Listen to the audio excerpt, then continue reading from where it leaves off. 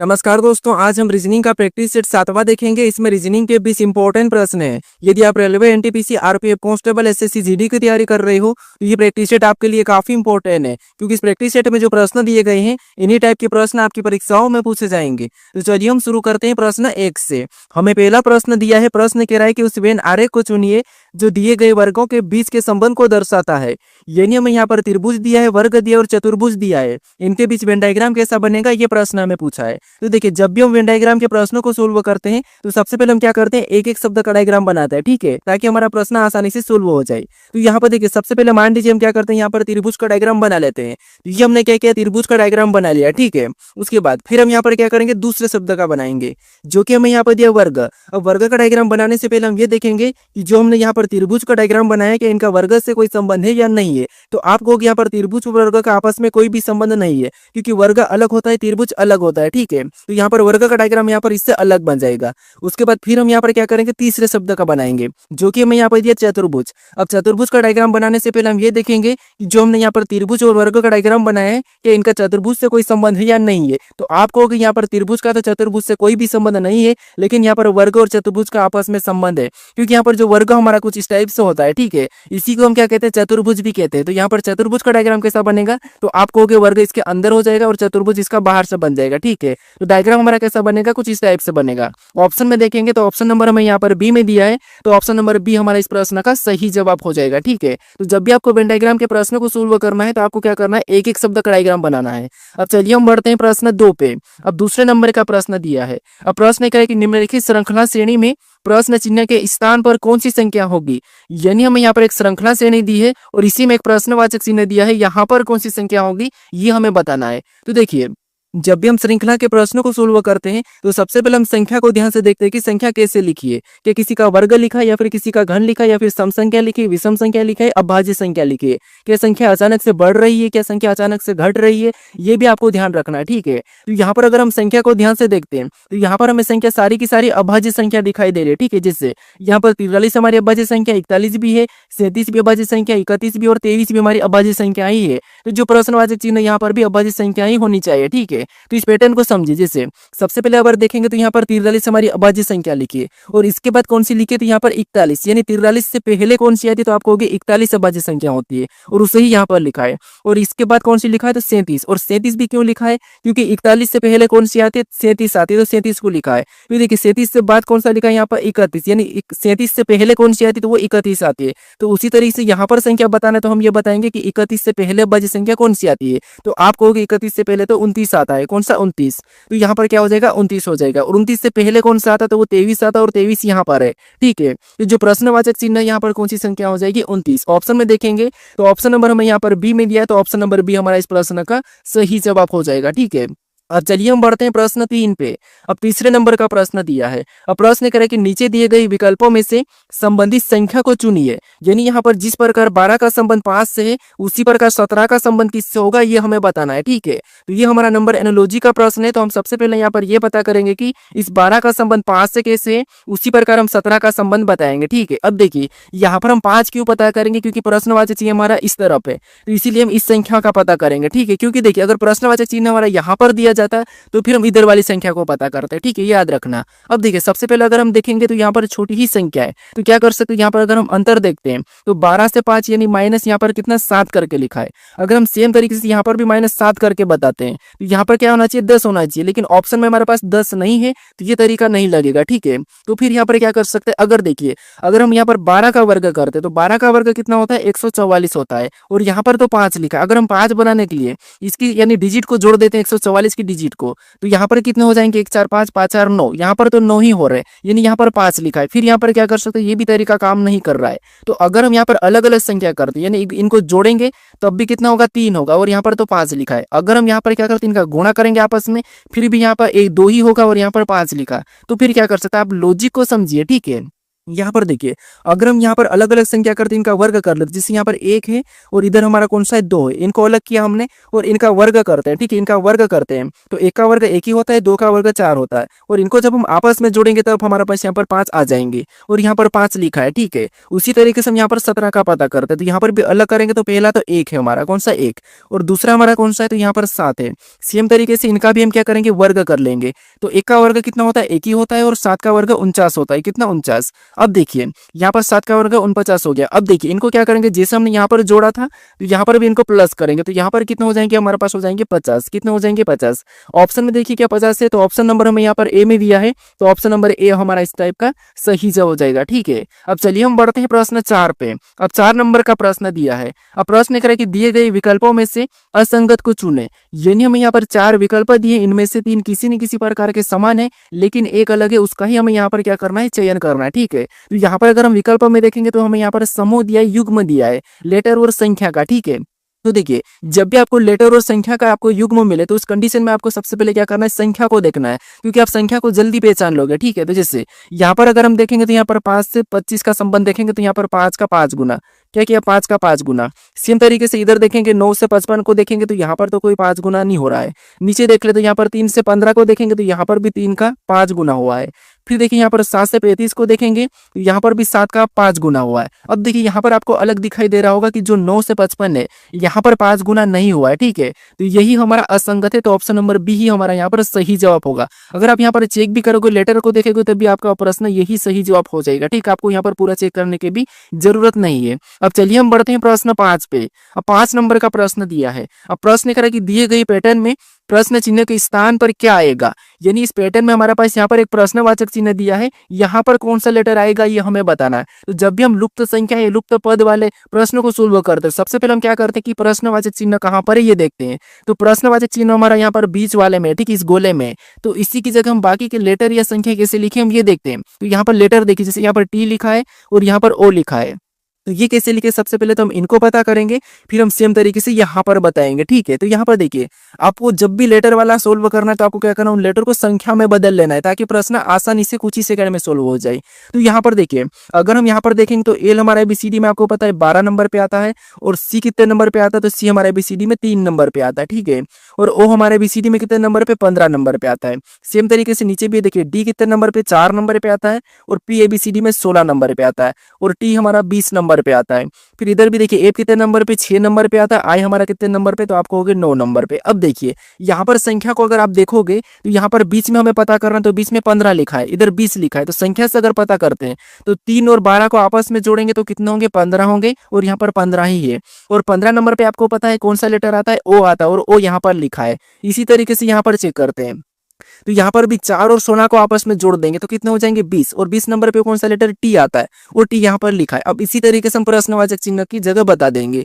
तो यहाँ पर देखिए 6 और 9 को तो आपस में जोड़ देंगे, तो 6 और 9 को आपस में प्लस करेंगे तो कितने हो जाएंगे, 15 हो जाएंगे, और 15 नंबर पे कौन सा लेटर आता है, तो आपको हो गया ओ आता है, कौन सा, ओ।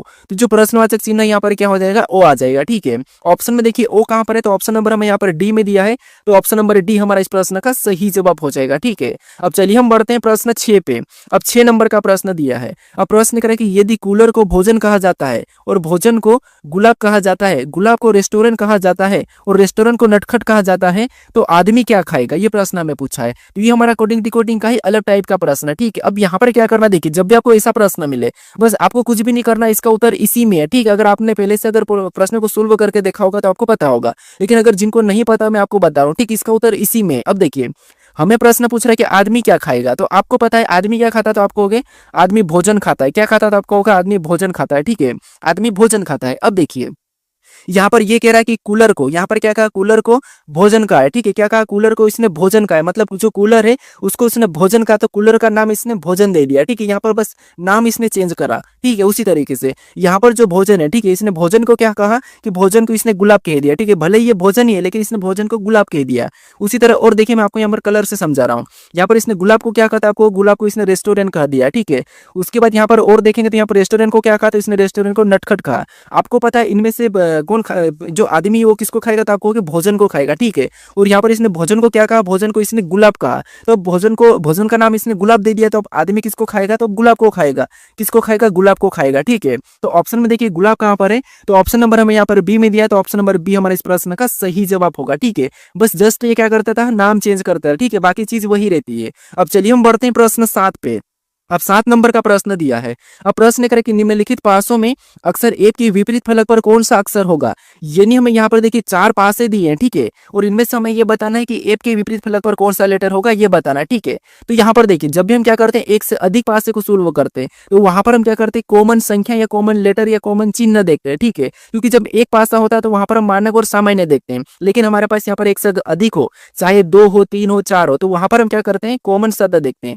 तो यहाँ पर देखिए कॉमन देखने का तरीका आपको पता होगा। सबसे पहले हम क्या करते हैं, पहले और दूसरे पासे में देखते हैं। अगर यहाँ पर कॉमन नहीं मिलता तो हम दूसरे पासे को छोड़ देते हैं और पहले और तीसरे में देखते हैं। अगर तीसरे पासे में और पहले में कॉमन नहीं मिलता तो और इसे छोड़ते हैं, फिर हम यहाँ पहले और चौथे में देखते हैं, ठीक है। ये कॉमन देखने का तरीका है। जब तक आपको लास्ट तक नहीं चले जाते उसको, तब तक आपको पहले वाले को नहीं छोड़ना है। जब इसमें भी नहीं मिलता है तो फिर आपको क्या करना है, पूरी तरीके से पहले वाले पासे को छोड़ देना है, फिर आपको इन दोनों में कॉमन देखना है, फिर इन दोनों में ऐसा देखना है, ठीक है। लेकिन हालांकि पहले ही कॉमन मिल जाता है। अब देखिए इन दोनों में क्या करता है, हम कॉमन देखते हैं, तो आपको पता है इनमें हमें कॉमन क्या दिखाई दे रहा है, तो यहाँ पर सी दोनों में कॉमन दिखाई दे रहा है और बी भी हमारे पास दोनों में कॉमन दिखाई दे रहा है। अब जो सतह 2 कॉमन रहे, ठीक है, डबल कॉमन रहता है, उस कंडीशन में जो बचे हुए लेटर या संख्या हो वो एक दूसरे के विपरीत हो जाते हैं। तो यहाँ पर डी का विपरीत ए और ए का विपरीत डी, हमें तो यहाँ पर एप का बताना है, तो यहाँ पर तो डी और ए का पता चला है। तो यहाँ पर डबल कॉमन में तो हम एप का नहीं बता सकते क्योंकि यहाँ पर तो संभावना बनेगी। तो यहाँ पर हम क्या करते हैं, उसको छोड़ के अगले के साथ कॉमन देखते हैं, जैसे इसको छोड़ देते हैं, ठीक है। अब इसको कॉमन देखते हैं, तो इनमें कॉमन देखेंगे तो हमें यहाँ पर ए दिखाई दे रहा है, क्या दिखाई दे रहा है, ए, ठीक है, ये हमारा कॉमन है। अब यहाँ पर देखिए पहला पासा और दूसरा पासा, ठीक है। पहले पासे में कॉमन क्या है, तो आपको हो गया ए कॉमन है, यहाँ पर हमारे पास कॉमन तो ए है, ठीक है। अब देखिए हम क्या करते हैं, ऐसा करने के बाद घड़ी के दिशा में चलते हैं। तो पहले पासे में घड़ी की दिशा में चलेंगे तो यहाँ पर कॉमन से चलना है, ठीक है। तो क्या दिखाई दिया, सी, तो सी को उसके नीचे लिखना है। फिर और आगे चलेंगे तो हमें क्या दिखाई दिया, बी, तो बी को भी उसके नीचे लिखना है, ठीक है। अब यहाँ पर चलेंगे तीसरे पासे में, यहाँ पर देखिए इसमें कॉमन घड़ी की दिशा में चलेंगे तो हमें एफ दिखाई दिया, उसके नीचे लिखेंगे, और आगे चलेंगे तो ई दिखाई दिया, उसको भी उसके नीचे लिखेंगे, ठीक है। अब देखिए यहाँ पर जो संख्या हमारे पास, यहाँ पर लेटर जो आमने सामने है ये एक दूसरे के विपरीत है, ठीक है। क्या एक दूसरे के विपरीत, हमें यहाँ पर किसका पूछा है, एफ का पूछा है, तो एफ का विपरीत हमें यहाँ पर सी मिला है, ठीक है। तो ऑप्शन में देखिए सी कहाँ पर है, तो ऑप्शन नंबर डी में दिया, तो ऑप्शन नंबर डी हमारा इस प्रश्न का सही जवाब होगा। लेकिन अगर आपको यहाँ पर बी का पूछा जाता तो बी का हो जाता ई और ई का बी, और आपको सी का तो एफ हो जाता, ठीक है। और अगर बाई चांस आपको कॉमन का ही ए का पूछा जाता तो ए का आपको पता है यहाँ पर कौन सा लेटर नहीं दिखाई दे रहा है, तो आपको अगर डी नहीं दिखाई दे रहा तो ए को काट के यहाँ पर क्या हो जाएगा, डी हो जाएगा। वैसे हमारे यहाँ पर डी भी कॉमन पहले निकला था, ठीक है। तो हमारा ऑप्शन नंबर कौन सा वाला, डी वाला यहाँ पर सही जवाब होगा। हमने सभी का कॉमन पता कर लिया। अब चलिए हम बढ़ते हैं प्रश्न 8 पे। अब 8 नंबर का प्रश्न दिया है। अब प्रश्न करें कि लाइन ए बी के संबंध में उपरोक्त चित्रों का सही दर्पण प्रतिबिंब क्या है, ये हमें बताना है। तो ये हमारा कौन सा दर्पण प्रतिबिंब का प्रश्न है। हमें यहाँ पर ए बी रेखा का पूछा है, ठीक है। तो ए बी रेखा हमारी कौन सी वाली, ये वाली है, और इसकी प्रतिबिंब कैसी, इस टाइप बनेगी, ठीक, इस तरफ बनेगी। अब देखिए यहाँ पर क्या होगा, सबसे पहले आप यहाँ पर छोटी चीजों को देखिए। यहाँ पर ऊपर वाले त्रिभुज की बात करते तो यहाँ पर इधर है, तो यहाँ पर सामने इस साइड आ जाएगा, मतलब त्रिभुज कैसा बनेगा, कहोगे आप इस साइड बन जाएगा कुछ इस टाइप से, ठीक है। ये त्रिभुज बन गया। उसके बाद ये जो व्हाइट वाला ये इस तरफ पलट जाएगा, ठीक है, इस तरफ आ जाएगा, यानी व्हाइट वाला हमारा यहाँ पर गोल हो जाएगा। इस बिंदी की बात करेंगे तो ये हमारा इधर पहले बन जाएगा, इस बिंदी यानी यहाँ पर ब्लैक हो जाएगा, ठीक है। अब इतना ही आप ऑप्शन में देख लीजिए, इनकी गलतियां निकाल लीजिए। यहाँ पर ऊपर देखेंगे तो यहाँ पर क्या होना था, त्रिभुज होना था, तो यहाँ पर तो गोल वाला मतलब ये नहीं होगा। यहाँ पर भी त्रिभुज होना था और व्हाइट वाला यहाँ पर होना था, तो ये भी नहीं होगा। यहाँ पर तो त्रिभुज नीचे चले गया, तो नीचे तो जाएगा नहीं। उसके बाद यहाँ पर देखिए हमें ये त्रिभुज दिखाई दे रहा है और यहाँ पर हमारे पास ये व्हाइट वाला भी दिखाई दे रहा है, इधर हमारा ब्लैक वाला भी। तो ऑप्शन नंबर कैसा बनेगा, यहाँ पर डी की तरह, ठीक है। इसकी छाया कैसी बनेगी, ऑप्शन नंबर डी की तरह बनेगी, ठीक है। तो ऑप्शन नंबर डी हमारे प्रश्न का सही जवाब हो जाएगा। अब चलिए हम बढ़ते हैं प्रश्न 7, 8, 9 पे। अब 9 नंबर का प्रश्न दिया है। अब प्रश्न कह रहा है कि यहाँ पर देखिए उस विकल्प का चयन करें जो दी गई श्रृंखला के रिक्त स्थानों में भरने पर श्रृंखला पूर्ण हो जाएगी। यानी हमारे पास यहाँ पर देखिए रिक्त स्थान है, ठीक है। इनमें हम कौन से लेटर और संख्या को भरे कि ये श्रृंखला में पूर्ण हो जाएगी, ये प्रश्न पूछा है। तो यहाँ पर देखिए हम क्या करते, इस टाइप के प्रश्नों को सोल्व करते तो देखते हैं कि किसके बाद रिक्त स्थान है और किससे पहले है, ठीक है। तो यहाँ पर हमें संख्या भी दिखाई दे रही है और लेटर भी दिखाई दे रहा है। इस कंडीशन में हम यहाँ पर संख्या को एक बार देख लेते हैं। जैसे यहाँ पर देखेंगे तो यहाँ पर हमें 2 जोड़े में लेटर दिखाई दिए हैं और इधर जोड़े में हमें संख्या भी दिखाई दे रही है, मतलब 2 संख्या 2 लेटर 2 संख्या 2 लेटर की सीरीज बन सकती है, ठीक है। यहाँ पर देखिए अगर हम देखेंगे तो यहाँ पर आपको पता है क्या दिखाई दे रहा है, तो 6 और 7। अगर यहाँ पर 6 और 7 है तो यहाँ पर हम 4 और 5 नहीं कर सकते क्या, तो कर सकते, एक बार देख लेते हैं, ठीक है। तो हमने ये 4 5 कर लिया। उसके बाद यहाँ पर अगर एच आई है तो यहाँ पर डी ई होना चाहिए। क्या होना चाहिए? डी है। ठीक है, ये हमने डी भर लिया। अब यहाँ पर देखोगे तो 4 5 डी ई, 4 5 डी। ठीक है, तो यहाँ पर 6 7, तो यहाँ पर क्या हो जाएगा? तो आप कहोगे एफ एफ जी हो जाएगा। ठीक है, यहाँ पर क्या हो जाएगा? F G. उसके बाद यहाँ पर 8 9 क्या हो जाएगा? 8 9, तो यहाँ पर भी एफ जी 8 9, तो एच आई। ठीक है, एच आई। हमारी श्रृंखला अभी पूरी हो चुकी है। ठीक है, जैसे 4 नंबर पे आपको पता है डी आता है, डी है। 5 नंबर पे आता है तो ई है। यहाँ पर 6 नंबर पे क्या आता है? एफ आता है तो एफ है। 7 नंबर पे जी आता है तो जी है। उसी तरह से 8 नंबर पे क्या आता है? एच आता है तो एच है। और यहाँ पर 9 नंबर पे आया था तो यहाँ पर आई है। मतलब श्रृंखला हमारी पूरी हो गई है। सबसे पहले हमने 5 को भरा है, उसके बाद हमने यहाँ पर डी को भरा है। तो ऑप्शन में देखेंगे तो केवल हमें सी में दिखाई दे रहा है, तो हमें पूरा चेक करने की जरूरत नहीं है। ऑप्शन नंबर सी हमारा इस प्रश्न का सही जवाब हो जाएगा। ठीक है, अब चलिए हम बढ़ते हैं प्रश्न 10 पे। अब 10 नंबर का प्रश्न दिया है। अब प्रश्न कह रहा है कि किस चिन्हों का उपयोग करके दी गई समीकरण संतुलित हो जाएगी, यानी कि इस चिन्हों का उपयोग करके दी गई जो समीकरण हमारी संतुलित हो जाएगी, ये प्रश्न पूछा है। यानी इस समीकरण में हम किन चिन्हों को रखें कि हमारी ये समीकरण सही हो जाएगी, ये प्रश्न पूछा है। तो देखिए, जब भी आपको समीकरण में चिन्हों रखना है तो सबसे पहले आपको देखना है कि लास्ट में बराबर वाला होना चाहिए। ठीक है, तो यहाँ पर हमारे पास लास्ट में माइनस है और यहाँ पर भागित है, तो सबसे पहले हम इनको नहीं लेंगे। ठीक है, इनको नहीं चेक करेंगे, इनको भी ले सकते, लेकिन सबसे पहले आपको लास्ट में बराबर वाला चेक करना है। ठीक है, तो यहाँ पर बराबर वाला बात करते हैं तो यहाँ पर ऑप्शन ए की बात करते हैं। सबसे पहले ऑप्शन ए वाले चिन्ह को रखते हैं। तो ऑप्शन ए में हमारे पास पहला चिन्ह भागित का है, तो यहाँ पर भागित को रख लेते हैं। उसके बाद दूसरा हमारा प्लस का है तो प्लस का रखते हैं। तीसरा बराबर, तो बराबर में 24 मिलना चाहिए। तो यहाँ पर भाग देंगे तो आपको पता है 3 में 12 का भाग देंगे तो कितने बार में? 4 बार में जाएगा। ऊपर से प्लस हमारा क्या हो जाएगा? 12 उतर जाएगा। अब इनको जोड़ने पर हमारे पास कितना आ रहा है? तो हमारे पास यहाँ पर आ रहा है 16। क्या आ रहा है? 16। लेकिन हमें बराबर में क्या चाहिए था? 24 चाहिए था।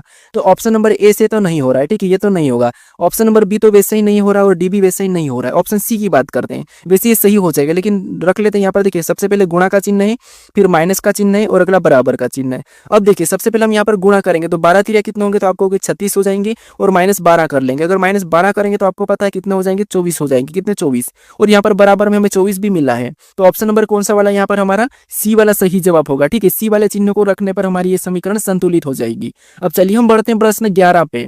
अब 11 नंबर का प्रश्न दिया है। अब प्रश्न यहाँ पर देखिए, हमारा ब्लड रिलेशन का प्रश्न है। प्रश्न यहाँ पर देखिए, P प्लस क्यू का अर्थ है कि P क्यू की पुत्री है, और P गुणे क्यू का अर्थ है कि P क्यू का पुत्र है, और यहाँ पर P क्यू का अर्थ है कि P क्यू की पत्नी है। ठीक है, तो यहाँ पर देखिए हमें कह रहा है कि तो A प्लस B माइनस सी गुणे डी के व्यंजन के लिए कौन सा विकल्प सही है, ये प्रश्न हमें पूछ रहा है। तो देखिए, ये प्रश्न सबसे आसान प्रश्न है। बस हमें यहाँ पर क्या करना है?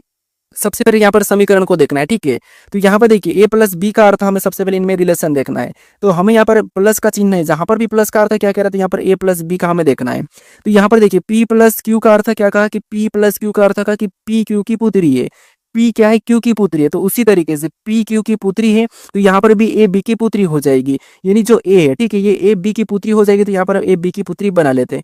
तो ए बी की पुत्री है तो यहाँ पर माइनस लगा देते हैं। उसके बाद फिर आगे देखेंगे तो बी और सी के बीच में देखेंगे। ठीक है, हमें यहाँ पर छोड़ना नहीं है।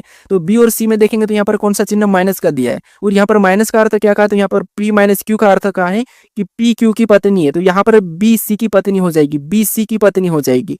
तो बी क्या है? सी की पत्नी, मतलब यहाँ पर पति पत्नी है, तो बी सी की पत्नी मतलब ये पत्नी और ये पति हो गया। ठीक है, उसके बाद अब आगे देखेंगे तो यहाँ पर सी और डी के बीच में देखेंगे तो यहाँ पर गुणे का चिन्ह है। और यहाँ पर देखिए, पी गुणे सी, पी गुणे सी का, पी गुणे क्यू का अर्थ क्या कहा? तो आपको पी गुणे क्यू का अर्थ यहाँ पर कहा कि पी क्यू की पुत्र है, पी क्यू का पुत्र है। ठीक है, पी क्यू का पुत्र है। उसी तरह यहाँ पर भी सी डी का पुत्र हो जाएगा। ठीक है, सी डी का पुत्र हो जाएगा, क्योंकि यहाँ पर देखिए पी गुणे क्यू का अर्थ है कि पी क्यू का पुत्र है। उसी तरीके से सी गुणे डी का अर्थ हो जाएगा सी डी का पुत्र है।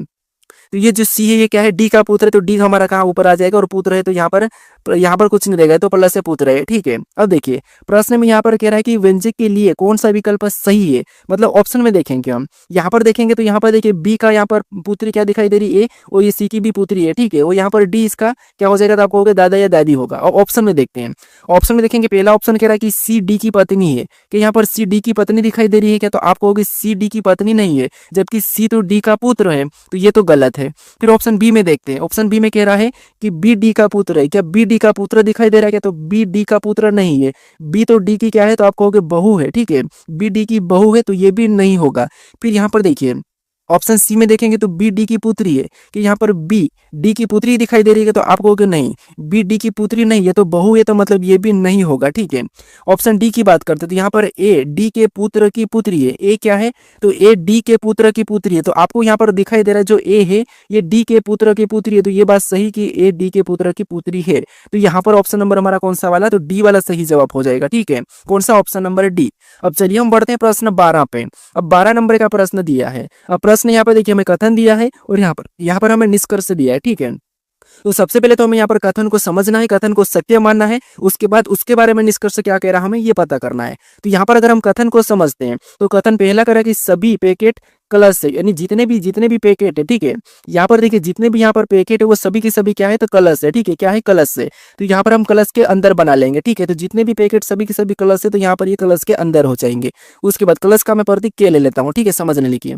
उसके बाद और आगे देखते हैं तो आगे यहाँ पर क्या कह रहा है कि कोई कलश ट्रक नहीं है, यानी यहाँ पर कह रहा है कि कोई भी कलश ट्रक नहीं है। तो यहाँ पर जो कलश है ये ट्रक नहीं है तो यहाँ पर ट्रक अलग बन जाएगा, ठीक है। तो ये हमने यहाँ पर ट्रक अलग बना लिया।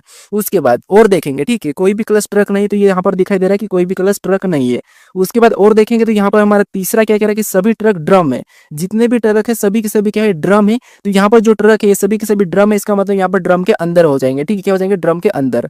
अब देखिए यहाँ पर हमने ऐसा डायग्राम बना लिया, ठीक है, कथन को समझ लिया कि यहाँ पर क्या कहा था। अब देखिए उसके बारे में निष्कर्ष क्या करा ये देखते हैं। तो यहाँ पर पहला निष्कर्ष करा कि कुछ पैकेट ड्रम है, कि यहाँ पर आपको कुछ पैकेट ड्रम दिखाई दे देंगे तो आपको ड्रम यहाँ पर है और पैकेट यहाँ पर है, ठीक है। पैकेट यहाँ का, पैकेट और ड्रम का कोई संबंध है क्या, तो आपको नहीं संबंध है, ठीक है, संबंध नहीं है। तो इसका मतलब ये तो हमें गलत कह रहा है कि कुछ पैकेट ड्रम है, तो ये तो गलत है क्योंकि यहाँ पर तो कोई भी पैकेट ड्रम नहीं है, ठीक है। उसके बाद दूसरे को देखेंगे तो दूसरा कह रहा है कि कुछ ड्रम कलश है, तो क्या आपको यहाँ पर कुछ ड्रम कलश दिखाई दे रहा है, तो यहाँ पर कलश और ड्रम का यहाँ पर देखिए कोई भी संबंध नहीं है, तो यहाँ पर ये भी हमें गलत कह रहा है, ठीक है। कलश और ड्रम का भी आपस में कोई भी संबंध नहीं है। फिर यहाँ पर कह रहा है कि सभी ड्रम ट्रक है, क्या आपको यहाँ पर सभी के सभी ड्रम ट्रक दिखाई दे देंगे क्या, तो नहीं, सभी ट्रक ड्रम है लेकिन सभी ड्रम ट्रक नहीं है, ठीक है। यहाँ पर देखिए सभी के जितने भी यहाँ पर जो ट्रक है वो सभी के सभी क्या है ड्रम है, लेकिन सभी के सभी ड्रम ट्रक नहीं है, ठीक है। तो यहाँ पर दिख रहा है कि सभी ड्रम ट्रक है, तो ये तो गलत है, तो ये भी हमें गलत ही करा, यानी कि तीनों निष्कर्ष हमें गलत करा है, ठीक है। यानी तीनों निष्कर्ष हमारे पालन नहीं कर रहे, तो ऑप्शन में देखेंगे तो कोई भी निष्कर्ष पालन नहीं कर रहा है। ऑप्शन नंबर डी हमारा यहाँ पर क्या हो जाएगा, सही जवाब हो जाएगा, ठीक है। अब चलिए हम बढ़ते हैं प्रश्न 13 पे। अब 13 नंबर का प्रश्न दिया है। अब प्रश्न कह रहा है कि एक निश्चित कूट भाषा में अवैध को यहाँ पर 85,395 और मल्टी को, ठीक है, मल्टी को 56,679 लिखा जाता है। उसी कूट में यहाँ पर इवेंट को किस प्रकार लिखा जाएगा, ये प्रश्न हमें पूछा है, ठीक है। तो देखिए ये हमारा कोडिंग डिकोडिंग का प्रश्न है। अब कोडिंग डिकोडिंग के प्रश्न में क्या करते हैं कि लेटर की जब भी संख्या दी जाती है, ठीक है, लेटर से संख्या दी जाती है तो उस कंडीशन में हम क्या करते हैं उन संख्याओं, उन लेटर को हम संख्याओं में बदल देते हैं, ठीक है।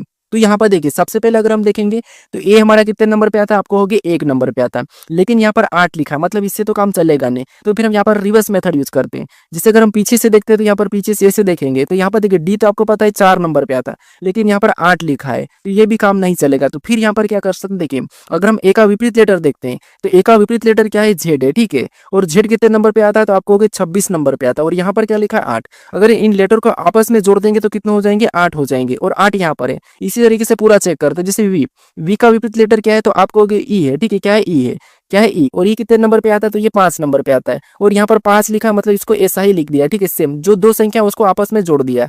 उसके बाद ओ की बात करते तो ओ का विपरीत लेटर क्या है, एल है, क्या है एल, और एल कितने नंबर पे, तो 12 नंबर पे आता है, और 12 को भी हम आपस में जोड़ देंगे, हम क्या करेंगे सिंगल में बनाएंगे, तो यहाँ पर कितने हो जाएंगे 3, और 3 भी यहाँ पर दिया है। सेम तरीके से आई का विपरीत देखेंगे तो आई का विपरीत आर है, ठीक है, क्या है आर, और आर कितने नंबर पे, तो 18 नंबर पे। इसको भी सिंगल डिजिट बनाएंगे तो 1 और 8 कितने होंगे 9, और यहाँ पर 9 आ जाएगा, और 9 भी यहाँ पर लिखा है। सेम तरीके से डी का विपरीत क्या है, तो आपको डब्ल्यू, और डब्ल्यू कितने नंबर पे आता है, 23 नंबर पे आता है, और 23 को भी सिंगल डिजिट में बदलेंगे तो 2 और 3 5 हो जाएंगे, और यही 85,395 हमें यहाँ पर दिखाई दे रहा है, ठीक है। इसी लॉजिक से हम मल्टीपल का भी पता कर लेते हैं। तो आपको पता है एम कितने नंबर पे आता है, यानी कि एम का विपरीत क्या हो जाएगा, तो आपको एम का तो एन हो जाएगा, क्या हो जाएगा एन।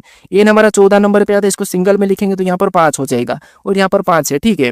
यू का विपरीत क्या है, तो आपको यू का विपरीत हमारा एफ है, ठीक है, क्या है एफ। एफ हमारा 6 नंबर पे आता है, और 6 को 6 ही लिखेंगे तो यहाँ पर 56 दिखाई दे रहा, मतलब यही लॉजिक है, ठीक है। तो ये हम इवेंट में पता कर लेते हैं, ठीक है। तो ई का विपरीत क्या है, तो ई का विपरीत हमारा क्या है, वी है, ठीक है, वी। और वी कितने नंबर पे, 22 नंबर पे आता है। और 22 की सिंगल डिजिट बनाएंगे तो यहाँ पर 4 हो जाएगा, ठीक है। ऑप्शन में भी हमें 4 यहाँ पर दिया है। फिर यहाँ पर देखिए वी का क्या है, ई है, ठीक है, वी का क्या है, ई है, ठीक है। और ई कितने नंबर पे आता है, तो ये 5 नंबर पे आता है, तो 5 का तो 5 ही हो जाएगा। फिर यहाँ पर ई वापस से ई का क्या है, तो आप कहोगे वी है। और वी का कितने नंबर पे, 22 नंबर पे आता है। इनको भी सिंगल में बदलेंगे तो यहाँ पर वापस से 4 हो जाएगा, यानी 454। 454 ऑप्शन में देखते हैं तो ए में नहीं है, बी में नहीं है, सी में नहीं है, तो ऑप्शन डी इस प्रश्न का सही जवाब हो जाएगा। लेकिन हम पूरा चेक कर लेते हैं। एन का विपरीत क्या है, तो आप कहोगे एम है। और एम कितने नंबर पे, 13 नंबर पे आता है। इसको भी आपस में जोड़ेंगे तो 4, ठीक है।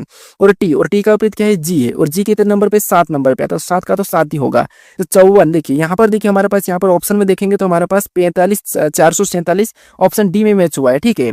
तो ऑप्शन नंबर डी हमारा इस प्रश्न का सही जवाब हो जाएगा। अब चलिए हम बढ़ते हैं प्रश्न 14 पे। और 14 नंबर का प्रश्न दिया है। अब प्रश्न करें कि 5 दोस्तों आई, जे, के, एल और एम एक पंक्ति में उत्तर की ओर मुख करके बैठे हैं। यहाँ पर एल और एम के बीच में आई बैठा है, के बाएं सिरे दूसरे स्थान पर बैठा है। तो यहाँ पर देखिए हमें इसे क्या करना है यहाँ पर, और वह एम के ठीक बगल में नहीं है, तो जे कहाँ बैठा है, ये प्रश्न हमें पूछ रहा है, ठीक है। तो ये हमारा प्रश्न कौन सा है, बैठक अवस्था का प्रश्न। इस प्रश्न को हम क्या करेंगे, थोड़ा थोड़ा पढ़ के सोल्व करेंगे, ठीक है। अब देखिए सबसे पहले हमें यहाँ पर 5 दोस्तों दिया है, कौन सा, आई, जे, के, एल और एम, ठीक है। और ये एक पंक्ति में उत्तर की ओर मुख करके बैठे, यानी एक पंक्ति में उत्तर की ओर मुख करके बैठे, मतलब अपन जिससे बैठे हैं वैसे, ठीक है। आपका जहां दाया होगा, जिस तरफ आपका बाया है वही मानना है, ठीक है, क्योंकि उत्तर की ओर मतलब सामने। उसके बाद अब यहाँ पर देखिए, यहाँ से प्रश्न को सोल्व करेंगे। अब प्रश्न करा कि एल और एम के बीच में केवल आई बैठा है, यानी यहाँ पर अगर हम बैठा थे तो ये एल है, ठीक है। एल और एम, ठीक है, एल और एम के बीच में केवल कौन बैठा है, तो आप कहोगे आई बैठा है। तो इसका मतलब यहाँ पर हम इधर एम बैठा देते हैं, ठीक है। इनकी स्थान चेंज भी हो सकता है, ठीक है, लेकिन ये तो आई बीच में ही रहेगा। अब ये एल और एम के बीच में आई हमने बिठा दिया। अब आगे प्रश्न करा कि के बाएं सिरे से दूसरे स्थान पर बैठा है। अब के बाएं सिरे से दूसरे स्थान पर, तो बाया सिरा आपको पता है किधर होगा, इधर होगा। और दाया किधर होता है, दाया हमारा इस साइड होगा, ठीक है। तो बाएं सिरे से दूसरे स्थान पर है, इसका मतलब ये कि यहाँ पर कोई पहला व्यक्ति होगा, यानी यहाँ पर हमने बिठाया, ठीक है। तो एक हमने ये बिठा दिया, ये बिठे 5 व्यक्ति है। अब बाएं सिरे से के कौन से स्थान पर, दूसरे स्थान पर, मतलब बाएं से इधर से दूसरे स्थान पर, तो ये क्या हो गया, पहले स्थान पे कोई और होगा, ठीक है। तो ये 5 तो बिठ ही जाएंगे। अब आगे पूछ रहा है कि और वह एम के ठीक बगल में नहीं है, वह एम के ठीक बगल में नहीं, इसका मतलब एम तो इधर है तो इसके बगल में नहीं है, इसका मतलब ये है कि के तो यहाँ पर ठीक है। अब यहाँ पर एक हमारा कौन सा दोस्तों बचा, तो आप कहोगे यहाँ पर हमें कौन सा, एल तो बैठ गया, एम भी बैठ गया, आई भी, जे बचा, तो जे हमारा यहाँ पर ऑटोमेटिक आ जाएगा। हमने 5 दोस्तों बिठा दिए क्योंकि अब दूसरे स्थान पे हमें पूछा कि तो जे कहाँ बैठा है, तो जे हमें यहाँ पर कहाँ दिखाई दे रहा है, तो आप कहोगे ये हमारा बायां सिरा है और ये हमारा दायां सिरा है। तो जे हमारा कहाँ पर बैठा है, तो ये हमारा बैठा है बाएं सिरे पे। तो बाएं सिरे पे ऑप्शन में देखेंगे तो हमें ऑप्शन नंबर सी में दिया है, तो जे कहाँ पर बैठा है, बाएं सिरे पे बैठा है, तो ऑप्शन नंबर हमारा यहाँ पर सी वाला सही जवाब होगा, ठीक है। क्या होगा, ऑप्शन नंबर सी। अब चलिए हम बढ़ते हैं प्रश्न 15 पे। अब 15 नंबर का प्रश्न दिया है। अब प्रश्न हम यहाँ पर क्या कह रहा है, देखिए प्रश्न कह रहा है कि उस विकल्प का चयन करें जो दिए गए समुच्चय से संबंधित है, यानी हमें यहाँ पर 2 समुच्चय दिए है, ठीक है। इनसे संबंधित कौन सा विकल्प है, ये हमें प्रश्न पूछ रहा है। तो यहाँ पर देखिए सबसे पहले हम इनका संबंध देखते हैं। इनमें अगर हम संबंध देखते हैं इन संख्याओं में, और सेम तरीके से इनमें भी संबंध देखते हैं, फिर हम क्या करेंगे, ऑप्शन में चेक करेंगे, ठीक है। तो यहाँ पर देखिए हमें यहाँ पर सारी छोटी छोटी संख्या दिखाई दे रही है। पहले देखिए आपको 3 संख्याओं का समुच्चय दिखता होगा प्रश्नों में, ठीक है, लेकिन अभी आपको पता है रेलवे 4 का भी पूछ दिए, ठीक है। तो यहाँ पर देखिए जिसे अगर हम देखते हैं यहाँ पर संख्या को, तो यहाँ पर हमें थोड़ी घटती घटती दिखाई दे रही है। तो यहाँ पर क्या कर सकते हैं, देखिए अगर हम यहाँ पर 9 से यहाँ पर 7 का देखते हैं, 9 में से 7 को घटाएंगे तो आपको पता है 2 बचेंगे। यहाँ पर क्या बचेगा, इसको घटाएंगे तो 2, और यहाँ पर देखिए 2 लिखा है। और 7 में से अगर हम 2 को घटाएंगे, ठीक है, यहाँ पर भी 7 में से 2 को घटाएंगे तो 5 बचेंगे, और यहाँ पर 5 भी लिखा है। सेम तरीके से यहाँ पर माइनस चल रहा है, ठीक है। उसी तरीके से यहाँ पर भी 13 में से अगर हम 9 को घटाते हैं तो आपको पता है 13 में से 9 जाएगा तो कितना बचेगा, तो आप कहोगे 13 में से 9 मतलब 4, और 4 यहाँ पर लिखा है। और 9 में से 4 को घटाएंगे तो यहाँ पर कितना बचेगा, 5, और यहाँ पर लास्ट वाली 5 भी है। अब इसी तरीके से हम ऑप्शन में चेक करते हैं, हमें यहाँ पर संबंधित है ये पूछा है, तो ठीक है। अगर नहीं है पूछता तो जो नहीं होगा उसको देखते हैं। अब देखिए यहाँ पर ऑप्शन में देखेंगे तो यहाँ पर 15 में से अगर हम क्या करेंगे, 8 को घटाएंगे, 15 में से 8 को घटाएंगे तो यहाँ पर क्या आना था, 7 आना था, ठीक है। लेकिन यहाँ पर 9 है, मतलब ऑप्शन है तो नहीं होगा। ऑप्शन बी की बात करते हैं, तो 15 में से 8 को घटाएंगे तो क्या होगा, 7, ठीक है, क्या होगा 7, और यहाँ पर 7 है। अब देखिए 8 में से 7 को घटाएंगे तो क्या बचेगा, 1, और 1 भी यहाँ पर है, ठीक है, 1 भी यहाँ पर है, मतलब इसके जैसे हमें कहाँ पर दिखाई दे रहा है, तो ऑप्शन नंबर बी में दिखाई दे रहा है। तो ऑप्शन नंबर बी हमारा इस प्रश्न का सही जवाब हो जाएगा। अगर हम ऑप्शन और भी चेक करते हैं, तो जैसे 13 में से 7 को घटाएंगे तो आपको बताया कितना बचेगा, 6, ठीक है, कितना बचेगा, 6 यहाँ पर है। और 7 में से 6 को घटाएंगे तो यहाँ पर 1 आना था, तो ये हमारा गलत है। उसके बाद 5 में से देखिए 10 में से 5 को घटाएंगे तो आपको पता है 5 बचेगा, और यहाँ पर पर 5 है और 5 में से अगर हम 5 को घटाते तो 0 आना चाहिए, लेकिन यहाँ पर तो 5 है तो ये भी नहीं होगा। तो ऑप्शन नंबर हमारा कौन सा वाला सही है? Option number B. ठीक है, ऑप्शन नंबर बी हमारे इस प्रश्न का सही जवाब होगा। अब 17 नंबर का प्रश्न दिया है। अब प्रश्न कह रहा है कि ऐसे कितने बेलर है जो केवल जग है, यानी यहाँ पर देखिए हमें बस आकृति दी है, इसमें हमारे पास अलग अलग दिया है, बैरल दिया है, बोतल दिया है, ग्लास दिया है, जग दिया है। तो यहाँ पर कह रहा है कि ऐसे कितने बैरल है जो केवल जग है। ठीक है, तो यहाँ पर देखिए सबसे पहले हमें यहाँ पर देखिए अगर त्रिभुज में देखेंगे तो यहाँ पर जितनी भी संख्या वो सभी की सभी अपने आप में क्या है? बेलर है। और हमें तो यहाँ पर केवल जग है देखना, तो यहाँ पर जितनी भी संख्या वो सभी की सभी क्या है? तो अपने आप में ये जग है।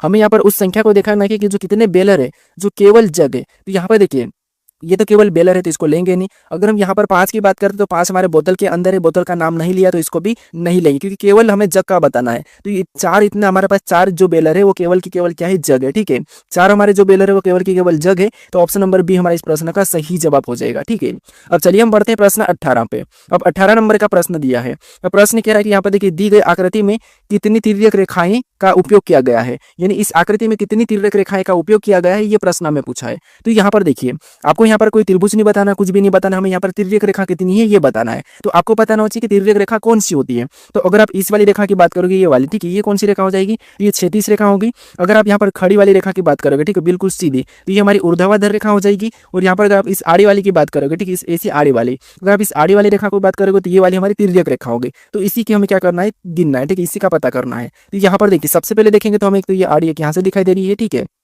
एक हमारी यहाँ से दिखाई दे रही, तो एक हमारी ये हो जाएगी, ये हमारी दूसरी हो जाएगी, ये हमारी तीसरी हो जाएगी। ठीक है, 3 तो हमारी इधर से मिली है तो ये 3 हो गया।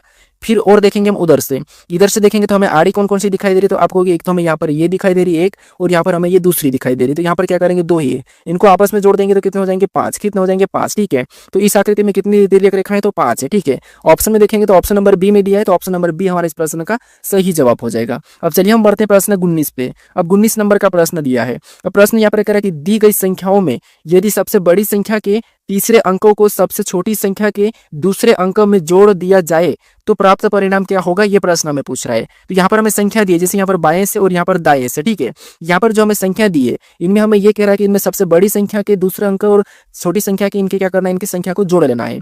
तो यहाँ पर प्रश्न को पढ़िए, उसके बाद देखिए कि यहाँ पर कह रहा है कि दी गई संख्याओं में यदि सबसे बड़ी संख्या के, तो यहाँ पर सबसे बड़ी संख्या की बात करते हैं तो आपको पता है कौन सी है? तो 563 है, ये सबसे बड़ी संख्या है। ठीक है, और यहाँ पर कह रहा है कि सबसे बड़ी संख्या के तीसरे अंक को, यानी तीसरे अंक को सबसे छोटी संख्या के दूसरे अंक में जोड़ दिया जाए। यानी यहाँ पर कह रहा है कि तीसरे अंक, तो यहाँ पर तीसरा अंक आपको पता है कौन सा है? तो आपको तीसरा अंक हमारा यहाँ पर 3, ये पहला दूसरा तीसरा, तो तीसरा हमारा 3 है तो हम 3 को ले लेते हैं। उसके बाद सबसे छोटी संख्या के दूसरे अंक में जोड़ दिया जाए, तो यहाँ पर सबसे छोटी संख्या कौन सी है? तो आपको हमें यहाँ पर सबसे छोटी संख्या हमारे पास 215 है। ठीक है, क्या है? 215। तो इसमें ये कह रहा है कि यहाँ पर दूसरे, ठीक है, तो यहाँ पर देखिए सबसे छोटी संख्या के दूसरे अंक में जोड़ दिया जाए, यानी सबसे छोटी संख्या की दूसरा अंक कौन सा है? पहला, ये दूसरा, ये तीसरा, दूसरा कौन सा? 1 है। तो यहाँ पर क्या करेंगे? 1 में जोड़ दिया जाए तो परिणाम क्या होगा? तो इनको क्या करेंगे? आपस में जोड़ देंगे। तो यहाँ पर क्या होगा? 4, तो परिणाम क्या होगा? 4 होगा। ठीक है, ऑप्शन में देखेंगे तो ऑप्शन नंबर सी में दिया है, तो ऑप्शन नंबर सी हमारा इस प्रश्न का सही जवाब हो जाएगा। ठीक है, अब चलिए हम बढ़ते प्रश्न 20 पे।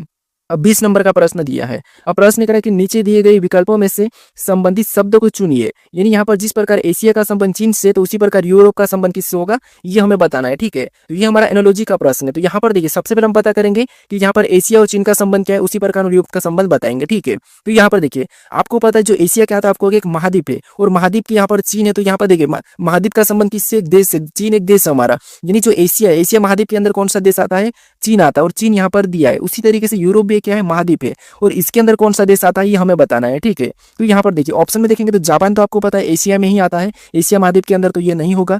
उसके बाद यहाँ पर भूटान भी हमारा एशिया महाद्वीप के अंदर आता है, तो ये भी नहीं होगा। अब हमारा यहाँ पर बचा है डेनमार्क और न्यूजीलैंड, तो यहाँ पर आपको पता होना चाहिए। ठीक है, तो जो यहाँ पर यूरोप महाद्वीप के अंदर कौन सा आता है? डेनमार्क आता है। ठीक है, तो ऑप्शन नंबर हमारा कौन सा वाला यहाँ पर? बी वाला सही जवाब हो जाएगा। ठीक है, अगर हम न्यूजीलैंड की बात करते हैं तो ये कहाँ पर आता है? तो आपको ये ऑस्ट्रेलिया में आता है। ठीक है, ऑस्ट्रेलिया के अंदर आता है, ऑस्ट्रेलिया महाद्वीप के अंदर आता है न्यूजीलैंड। ठीक है, और यूरोप के अंदर डेनमार्क, इससे मेन देश आपको पूछेगा। अब चलिए हम बढ़ते प्रश्न 21 पे। अब 21 नंबर का प्रश्न दिया है। देखिए प्रश्न क्या है कि नीचे दिए गए विकल्पों में से संबंधित शब्द संख्या को चुनिए, यानी संबंधित शब्द संख्या को चुनिए। तो यहाँ पर देखिए जिस प्रकार क्रिकेट और 11 का संबंध है उसी प्रकार कबड्डी का संबंध किससे होगा, ये हमें बताना है। तो यहाँ पर देखिए आपको सबसे पहले पता करना है कि क्रिकेट का संबंध 11 से कैसे है, उसी प्रकार कबड्डी का संबंध किससे होगा, ये फिर आपको बताना है। तो इसका सही जवाब क्या है ये मुझे आप कमेंट करके बताएं। ठीक है।